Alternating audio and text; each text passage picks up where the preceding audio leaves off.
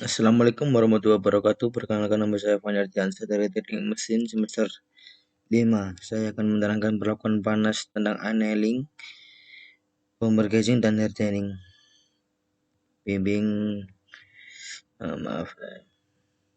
Annealing merupakan salah satu jenis perlakuan panas pada material logam, di mana material tersebut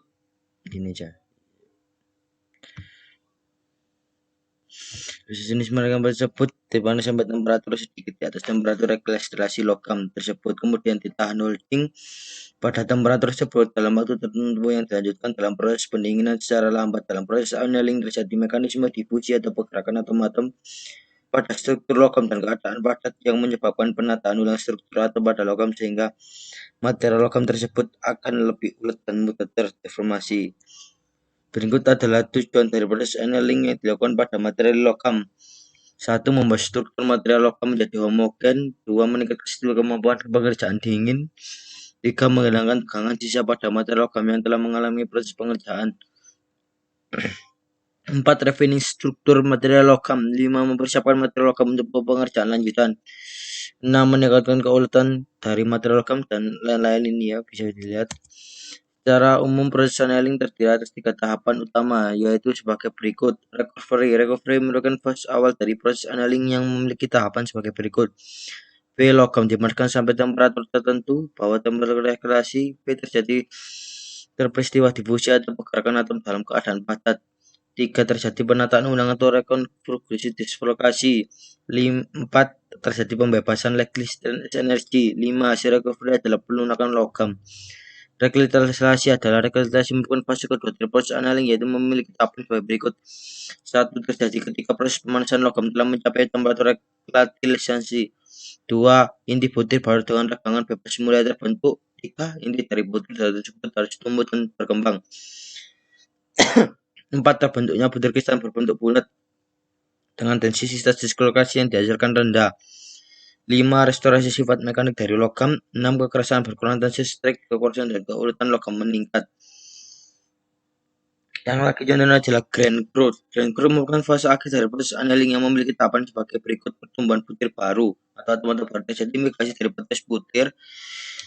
Terjadi fenomena grain conversion di mana butir kristal yang besar akan mengekspansi butir kristal yang kecil. Terjadi proses reduksi area batas butir, grain butir area.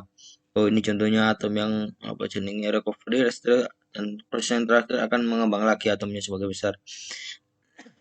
Berikut adalah jenis proses annealing yang umum dilakukan pada material logam.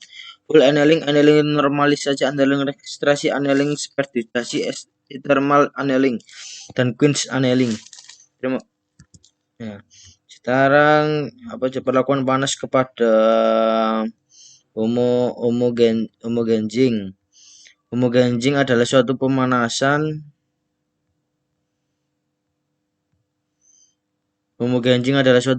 pada temperatur tinggi di daerah fase Austin yang bergeometri jauh di atas titik kritis A per 3 dan A per cm. Proses ini bertujuan untuk menghilangkan efek segregasi kimia akibat proses pembekuan lambat ikut billet dan untuk memperbaiki mampu pengerjaan panas hot workability. Lalu yang perlakuan panas yang ketiga adalah hardening. Hardening dilakukan untuk memperoleh sifat tahan aus yang tinggi dan kekuatan, jadi mempunyai kekuatan yang lebih tinggi baik kekerasan yang dapat dicapai tergantung pada kadar karbon dalam baja dan kekerasan yang akan tergantung pada temperatur pemanasan. Temperatur Austin holding tim adalah pendinginan yang dilakukan serta beberapa tebal penampang yang menjadi keras, banyak tergantung pada hardenability-nya. Nah, contoh ini satu melakukan pemanasan heating. Misalnya pemanasan sampai suhu 8000 Celcius adalah untuk mendapatkan struktur Austin dapat dilihat ya PE V37 V3C ya. Penahan suhu holding time dilakukan untuk mendapatkan kekerasan maksimum dari suatu bahan.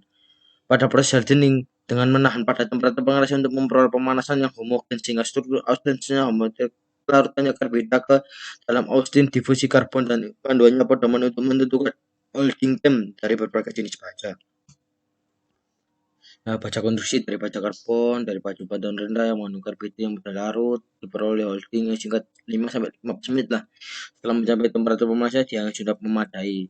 Pendingan. Nah, yang ketiga ini pendingan. Untuk proses hardening kita melakukan pendinginan secara cepat dengan menggunakan media air Air garam dan oli juga bisa, tujuannya mendapatkan unsur semakin banyak unsur karbon, maka struktur yang terbentuk juga akan semakin banyak karena martensi. Itu sangat penting ya. Terima kasih dari saya, Fani Ardiansa, Teknik Mesin semester 3 Mekanika Fluida. Terima kasih. Wassalamualaikum warahmatullahi wabarakatuh.